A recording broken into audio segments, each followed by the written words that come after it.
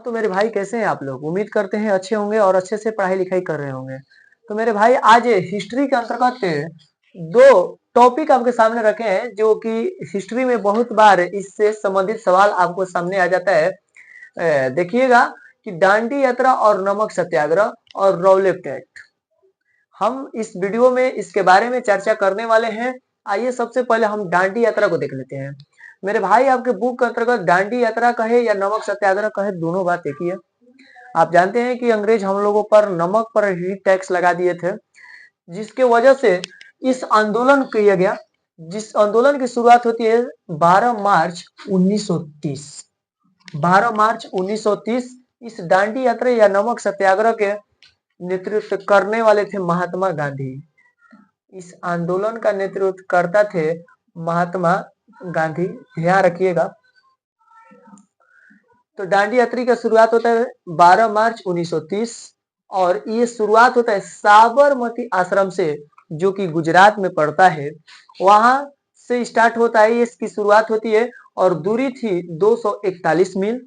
उसके बाद मेरे भाई इस यात्रा को तय करने में, यानी कि साबरमती आश्रम से आपको दांडी पहुंचने में टोटल 24 दिन का समय लग गया। अनुयायी बार बार पूछता है मेरे भाई कि टोटल अनुयायी कितने थे, तो 78 थे। उसके बाद 6 अप्रैल, कहीं कहीं 5 अप्रैल भी दिया हुआ है बुकों में, आप लोग देख लीजिएगा, लेकिन मैं मानता हूं कि 6 अप्रैल सही है। 6 अप्रैल 1930 ईस्वी को दांडी पहुंचकर नमक कानून को महात्मा गांधी तोड़ देते हैं। ये भी पूछा है कि नमक को किस विधि से बनाए थे मेरे भाई? आश्वन विधि से। इस बात को भी ध्यान रखिएगा, आश्वन विधि। तो मेरे भाई आपको उम्मीद करते हैं कि आप दांडी यात्रा या नमक सत्याग्रह दोनों एक ही बात है, आप समझ पाए होंगे। आइए एक बार फिर से रिवीजन करा देते हैं, रिपीट करा देते हैं। शुरुआत होती है 12 मार्च 1930 को और ये कहां से शुरुआत होती है मेरे भाई? साबरमती आश्रम से, गुजरात से, और दूरी थी 241 मील। उसके बाद मेरे भाई समय 24 दिन का लगता है। कुल अनुयायी थे 78। 6 अप्रैल 1930 ईस्वी को दांडी पहुंचकर इस कानून को तोड़ दिया जाता है। उसके बाद मेरे भाई इस आंदोलन के नेतृत्व करता थे महात्मा गांधी और इस नमक कानून को तोड़े थे आसवन विधि से। रौलेट एक्ट है मेरे भाई, इसकी शुरुआत होती है 1919। इस रौलेट एक्ट को ही बिना अपील, बिना वकील, बिना दलील का कानून कहा जाता है। ये क्या था रौलेट एक्ट मेरे भाई? आइए बताते हैं आपको। रौलेट एक्ट था कि किसी भी भारतीय को शक के आधार पर गिरफ्तार कर लिया जाता था। आप बताइए, किसी को उसका विदाउट गुनाह बताए हुए आप उसको गिरफ्तार कर लेंगे, ये कहाँ की नियम थी? इसलिए मेरे भाई महात्मा गांधी ने इस रौलेट एक्ट को काला कानून कहा है, काला कानून। इस बात को भी ध्यान रखिएगा। तो पूछेगा कि किस एक्ट को या किसको काला कानून के नाम से जाना जाता है, तो रौलेट एक्ट को। ये काला कानून की संज्ञा महात्मा गांधी ने किसको कहा दिया था? तो रौलेट एक्ट। शुरुआत कब होती है? 1919 को। किसको कहा गया? बिना अपील, बिना वकील, बिना दलील का कानून, तो मेरे भाई रौलेट एक्ट को। उम्मीद करते हैं कि आप समझते चल रहे होंगे मेरे बात को।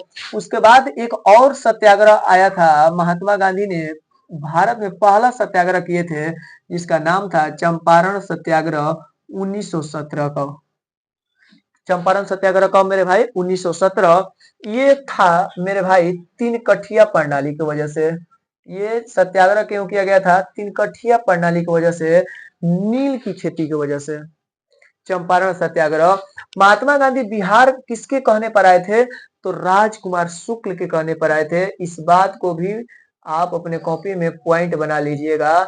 ये सवाल कई बार पूछा है कि महात्मा गांधी किसके कहने से बिहार आए थे? तो राजकुमार शुक्ल। चंपारण सत्याग्रह क्यों स्टार्ट किया गया था? तीन कठिया प्रणाली। आपको बता दें कि वही नील की खेती जोर जबरदस्ती अंग्रेज भारतवासियों से करवाते थे कि एक बार अगर आप नील की खेती कर लेंगे तो मेरे भाई वो धरती, वो भूमि बंजर हो जाती थी। यही कारण थी कि अंग्रेज हम लोगों से कम पैसे में उस नील की खेती कराकर ले लेते और अधिक मुनाफा कमाते, और बहुत सारे मेरे भाई भारतीयों इससे उब चुके थे, इसलिए सत्याग्रह को चलाया गया। उसके बाद इसी के बाद एक आया था खेड़ा सत्याग्रह। आपको कुछ इतिहास के बारे में बता देते हैं ताकि आपको ध्यान आ जाए। एक और सत्याग्रह था जिसका नाम था खेड़ा सत्याग्रह। अब खेड़ा सत्याग्रह मेरे भाई का था, ध्यान से सुन लीजिए। खेड़ा सत्याग्रह 1918 को स्टार्ट होता है। चंपारण सत्याग्रह 1917 और खेड़ा सत्याग्रह 1918। मेरे भाई ये खेड़ा सत्याग्रह जो था ये था जबरदस्ती कर को वसूल लेना। फसल बर्बाद होने के बाद भी अंग्रेज हम लोगों से टैक्स मांगते थे। इसके वजह से एक सत्याग्रह चला गया जिसका नाम था खेड़ा सत्याग्रह। उम्मीद करते हैं कि आप रौलट टेक, डांडी यात्रा या नमक सत्याग्रह, चंपारण सत्याग्रह, खेड़ा सत्याग्रह समझ चुके होंगे। तो फिलहाल इस वीडियो में मेरे भाई इतना ही, क्योंकि ये वीडियो लंबा हो जाएगी और आप लोग का ये चैनल है रुद्रा क्लासेस, तो आप लोग इसको अगर सब्सक्राइब नहीं किए है मेरे भाई तो सब्सक्राइब कर लीजिएगा, क्योंकि बिहार बोर्ड का एग्जाम बहुत नजदीक है और इस चैनल के माध्यम से आपको महत्वपूर्ण टॉपिक लाया जाएगा और आपको बताया जाएगा। और आपको इस चैनल के माध्यम से मेरे भाई आपको बता देते हैं कि 2026 में आने वाले प्रश्न को इस पर गेस भी किया जाएगा, वैसे प्रश्न को बताया जाएगा जो बहुत ज्यादा आपको एग्जाम में आने की चांस है। तो फिलहाल इस वीडियो में इतना ही, धन्यवाद।